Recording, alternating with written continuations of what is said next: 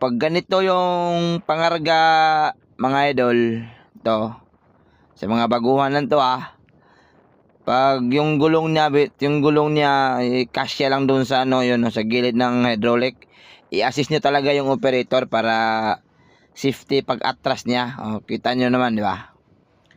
I-assist nyo kasi kunting lang yan, delikado yan eh. Doon kayo sa likod, doon sa likod. May side mirror naman yan. I-assist talaga pag ganito. Yun din yung turo ng trainer ko sa hydraulic pag ganyan. Yun. Para chill ang pagbaba niya ba.